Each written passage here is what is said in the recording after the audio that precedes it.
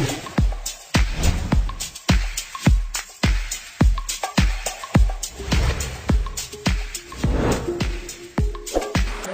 दोस्तों, स्वागत है आपका हमारे YouTube चैनल पॉलिटिक्स मंत्रा में। आज हम टॉपिक जिसके बारे में क्लियर करेंगे उसका नाम है प्रकाश का परावर्तन। सबसे पहले जान लेते हैं प्रकाश क्या होता है। प्रकाश एक प्रकार की ऊर्जा है जो हमारी आंखों को संवेदित करता है, या हम किसी वस्तु को जिसकी सापेक्ष देख पाते हैं उसे प्रकाश कहते हैं। उसके बाद अगला टॉपिक है प्रकाश का परावर्तन। प्रकाश का परावर्तन क्या होता है? प्रकाश का परावर्तन प्रकाश का किसी चिकने तल से टकराकर वापस उसी मार्ग में वापस चले जाना प्रकाश का परावर्तन कहलाता है। ये इस प्रकार होता है, माना कोई चिकना तल ए बी है,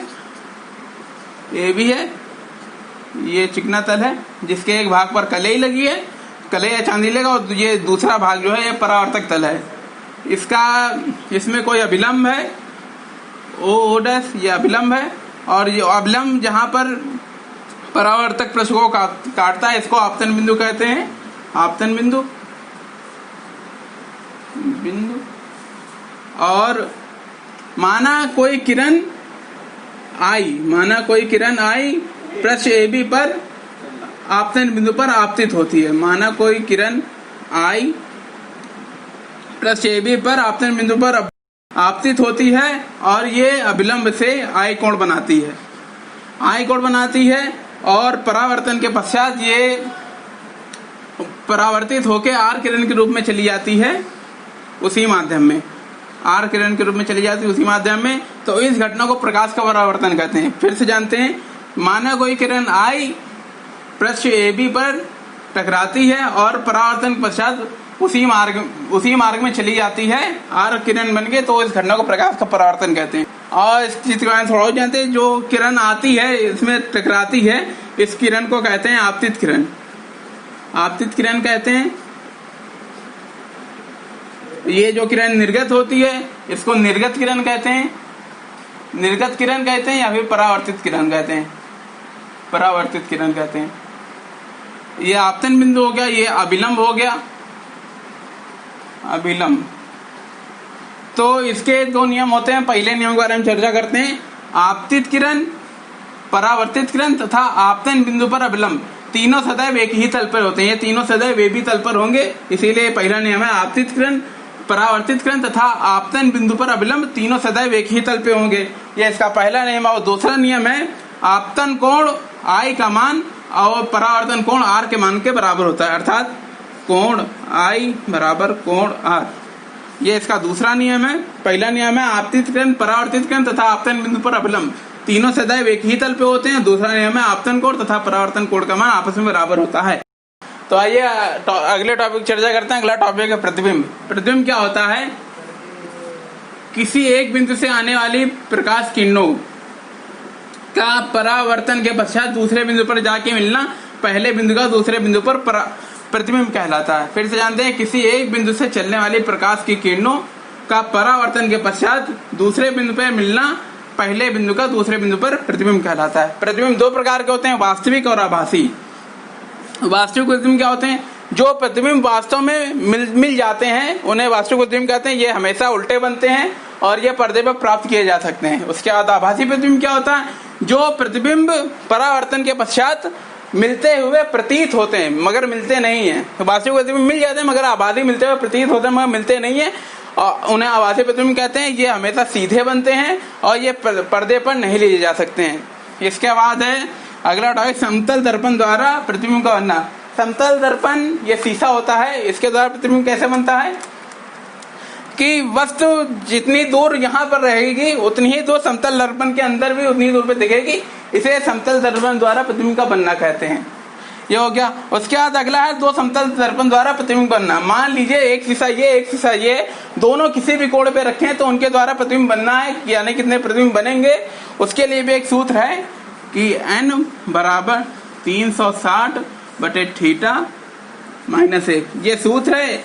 इतने प्रतिबिंब बनेंगे, ये आप प्रैक्टिकल करके देखिए, बिल्कुल सही निकलेगा। मान लीजिए कोई दो दर्पण 90 डिग्री के अंतर पे रखे हैं, यानी कि एक ऐसा एक दर्पण ऐसा 90 डिग्री पे रखे हैं, तो थीटा का मान 90 हो जाएगा। तो n बराबर 360 में से 90 का भाग करेंगे तो आएगा 4 -1, यानी कि n बराबर 3 आएगा। तो आप खुद प्रैक्टिकल करके देखिएगा कि दो 90 डिग्री पे शीशे रखिएगा और उसके बीच में कोई वस्तु रखिएगा, उसके देखेंगे आप तो 3 प्रतिबिंब बनेंगे। इस प्रकार समतल दर्पण द्वारा प्रतिबिंब बनते हैं। अगला टॉपिक है गोली दर्पण। गोली दर्पण क्या होता है? गोली दर्पण प्रायः कांच का कटा हुआ एक खोखले गोले का भाग होता है जिसका एक तल परावर्तक तल होता है तथा दूसरे भाग में कलई या चांदी की लाल लेप लगी होती है, तो उसे गोली दर्पण कहते हैं। ये 2 प्रकार के होते हैं, अवतल और उत्तल। अवतल क्या होता है? गोली दर्पण का यानी कि अवतल दर्पण। अवतल दर्पण, अवतल दर्पण कांच का कटा हुआ वह भाग होता है जिसका दबा हुआ तल परावर्तक पृष्ठ होता है।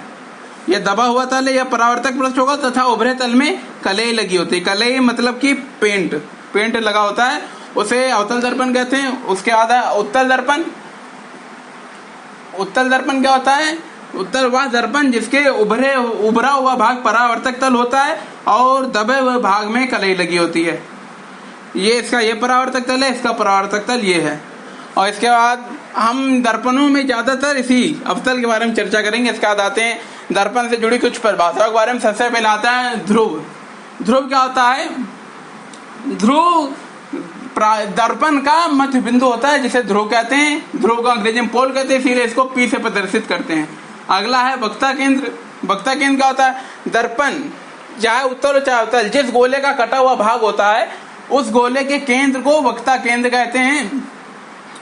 और वक्ता केंद्र को अंग्रेजी में सरकमफ्रेंस कहते हैं, इसीलिए इसको सी से प्रदर्शित करेंगे। इसके बाद अगला है वक्ता त्रिज्या। गोलीय दर्पण जिस गोले का कटा हुआ भाग होता है उस भाग की त्रिज्या को वक्ता त्रिज्या कहते हैं, यानी कि सी से लेके पी तक की दूरी को त्रिज्या कहेंगे, वक्ता त्रिज्या। इसको कैपिटल आर से प्रदर्शित करते हैं। यहाँ से यहाँ तक की दूरी कैपिटल आर से प्रदर्शित होगी। इसके बाद मुख्य अक्ष। मुख्य अक्ष क्या होता है? वक्ता त्रिज्या तथा दर्पण के ध्रुव को मिलाने वाली सरल रेखा मुख्य अक्ष कहते हैं। वक्ता त्रिज्या तथा दर्पण के ध्रुव को मिलाने वाली सरल रेखा को मुख्य अक्ष कहते हैं। उसके बाद अगला टॉपिक है मुख्य फोकस। मुख्य फोकस क्या है? दर्पण के समांतर आने वाली किरणें।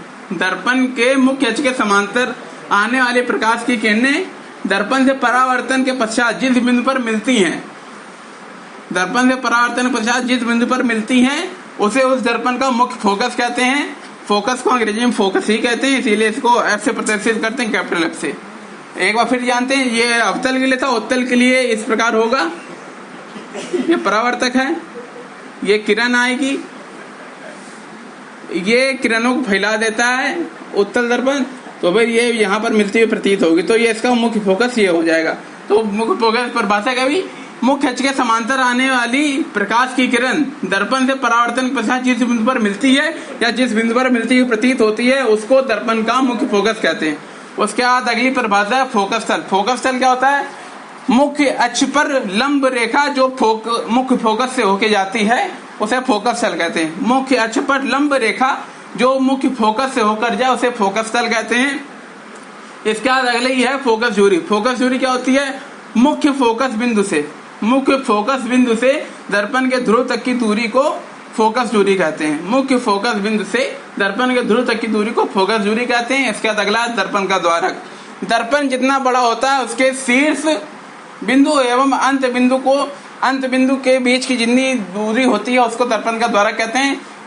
इस चित्र में M1 M2 दर्पण का द्वारक है। इसके बाद चिन्ह परिपाटी जानते हैं। चिन्ह परिपाटी क्या है? यानी कि दर्पण में जिधर की ओर से प्रकाश की किरण आएंगी वहां की चीजें हमेशा निगेटिव ली जाएंगी।